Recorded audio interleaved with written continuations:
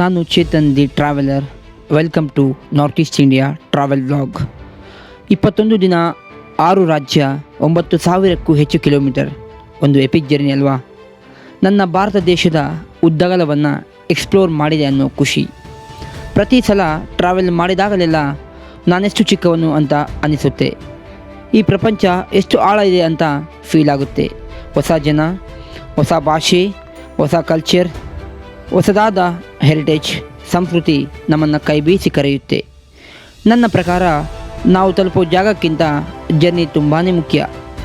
ನಮಗೆ ಅರಿವಿಲ್ಲದೆ ಎಲ್ಲವನ್ನು ಕಲ್ತುಕೊಂಡಿರುತ್ತೇವೆ. ನನಗೆ ಟ್ರಾವೆಲಿಂಗ್ ಡ್ರಗ್ ತರಹ.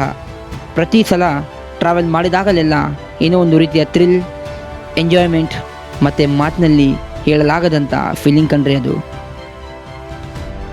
ಜರ್ನಿ ಮಾಡುವಾಗ ಆಗೋ ಅನುಭವಗಳು, ಬರೋ ಯೋಚನೆಗಳು, ಕಣ್ಣಿಗೆ ಕಾಣೋ ಅದ್ಭುತವಾದ ಜಾಗಗಳು, ಅದೇ ಸಮಯದಲ್ಲಿ ಒಂದು ಫೀಲ್ ಬರುತ್ತೆ ಕಣ್ರಿ. ನಾವೆಷ್ಟು ಅದೃಷ್ಟ ಮಾಡಿದ್ದೀವಿ ಅಂತ, ಇಂಥ ಪ್ಲೇಸ್ನ ಕಣ್ಣಾರೆ ನೋಡಿದ್ದೀವಿ ಅಂತ. ಅದೊಂದು ಥರ ತೃಪ್ತಿ. ಕೈಯಲ್ಲಿ ಕ್ಯಾಮ್ರಾ ಹಿಡ್ಕೊಂಡು ಹಿಂದೆ ಒಂದು ಬ್ಯಾಗ್ ಹಾಕ್ಕೊಂಡು ಟ್ರಾವೆಲ್ ಮಾಡೋ ಫೀಲ್ ಇದೆ ಅಲ್ವಾ? ಅದನ್ನು ಪದಗಳಲ್ಲಿ ಹೇಳೋಕ್ಕೆ ಆಗಲ್ಲ ಬಿಡಿ. ಅದನ್ನು ಒಮ್ಮೆ ಅನುಭವಿಸಿ ನೋಡಿ. ಕತೆ ಹೇಳಲು ಕತೆಗಾರ ನಾನಲ್ಲ, ಬದುಕೆಂಬ ಸಾಗರದಲ್ಲಿ ನೆನಪುಗಳೆಂಬ ದೋಣಿಯಲ್ಲಿ ನಾನೊಬ್ಬ ಪಯಣಿಗ ಅಷ್ಟೇ. ಈ ಸುಂದರ ಜಗತ್ತನ್ನು ಆನಂದದಿಂದ, ಸಂತೃಪ್ತಿಯಿಂದ ಅನುಭವಿಸಿ ಅನ್ವೇಷಿಸಲು ಹೊರಟ ಅಲೆಮಾರಿ ನಾನು. ಈ ಜೀವನ ಒಂದು ವರ.